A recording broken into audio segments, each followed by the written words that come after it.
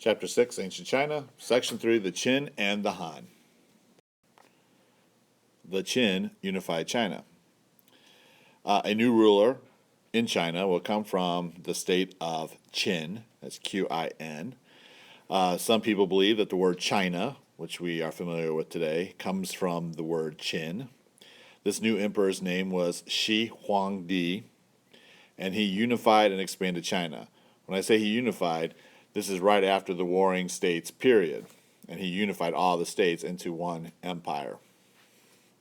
Shi Huangdi ended the Warring States and drove out the invading nomads. Shi Huangdi believed in legalism and tried to wipe out Confucianism by burning any books that dealt with the topic.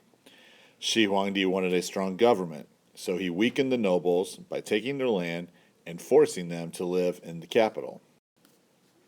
If you've ever heard of the phrase, keep your friends close but your enemies closer, that's kind of what Shi Huangdi was doing. He was moving his political foes, his enemies, closer to him in the capital so he can keep an eye on them. In regards to Confucianism, he will have over 460 critics and Confucianists killed along with the burning of the books. Shi Huangdi wanted to unite China under his control, so he will do things to link the lands together. For example, he built highways and irrigation projects, and he established a standard weight and measure. So everything, when it comes to weighing or measuring or coins and writing, they were all the same throughout the empire, which just made it easier to do business everywhere in China. He also began construction on the Great Wall of China to keep out nomadic invaders. It was mostly peasants who worked on these projects, and oftentimes the Great Wall of China is known as a tomb for peasants or a large graveyard because many peasants died in the process of making this Great Wall. Now, Shi Huangdi did not build the entire wall. Later dynasties will either rebuild or extend the Great Wall. So part of the Great Wall was made by Shi Huangdi's men, but for the most part, it was continued on through other dynasties.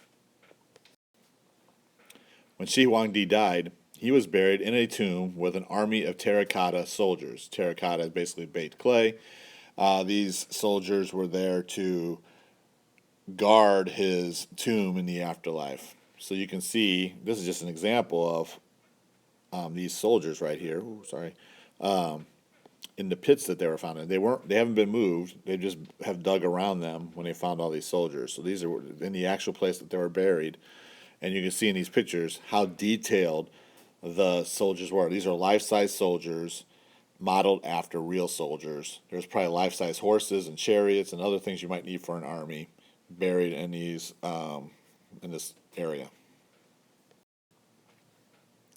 Shi Huangdi's son will, of course, take over after Shi Huangdi died, but he was not a great ruler, and a civil war will break out. And in the course of all this, you will see the beginning of a new dynasty called the Han Dynasty, which begins with the leader Liu Bang, who will take over China. Liu Bang kept the Qin policies of a really strong central government. However, he did lower taxes, he made punishments less harsh, and he will bring back Confucianism. He also set up something called a bureaucracy, which is a system of departments to carry out the work of the government. In this way of governing, officials chosen by the ruler ran offices, or called bureaus, and the officials helped enforce the emperor's rule. After Liu Bang died, his widow, Empress Liu, ruled for her son, who was supposed to take over, but he was way too young, and so she ruled and ended up outliving her son. And in order to keep ruling, she would constantly keep putting infants on the throne so that she can keep ruling. When she died in 180 BC, anyone loyal to Liu Bang executed every member of Liu's family. From 141 to 87 BC, a man named Wudi, who was a descendant of Liu Bang, will take over the Han Empire, and he will use war to expand China. He's oftentimes called the martial emperor again because he used war to expand the borders. Wudi made many military conquests. The Chinese government encouraged conquered peoples to assimilate, which means to adopt Chinese culture. To do so, the government sent Chinese farmers to settle newly colonized areas. It encouraged the farmers to marry conquered peoples to help spread Chinese culture. Government officials set up schools to teach local people about Confucianism. Then they appointed local scholars to government offices. Many Chinese people today call themselves the people of the Han. They identify strongly with their ancient past. The Han were industrious people, and they prospered for many, many decades. Daily life in Han China saw that most people were farmers. Most lived in 1 or 2 story mud houses. They had barns, pigsties, storage buildings.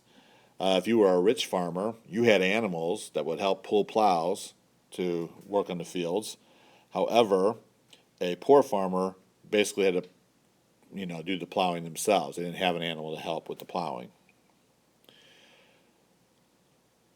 Chinese farmers just wore simple clothing and sandals. Sometimes they would stuff their clothing with quilts if it was cooler. For the most part, they grew rice. And you can see in the picture here, this is a terraced rice farming. What I mean by terrace, you can see it kind of looks like it's in the mountains. And they made little levels in the side of these hills to plant rice. Major cities in Han China were centers of trade, education, and government. That is the end of section 3.